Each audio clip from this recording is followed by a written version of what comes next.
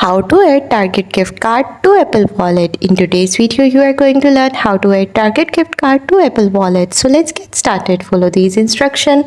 First is you can add some gift card to Apple Wallet. However, some gift card retailers are not compatible with Apple Wallet, so not every gift card can be added.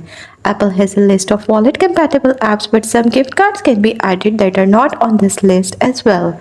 Some retailers that allow their gift card to be added to Apple Wallet include Target, Sephora, Ulta, Maxx, Maxx, REI.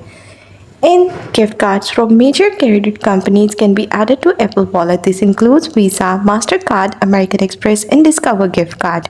You can add physical or e-gift card from major credit companies like a debit or credit card. Simply follow the on-screen instructions in Apple Wallet to do so.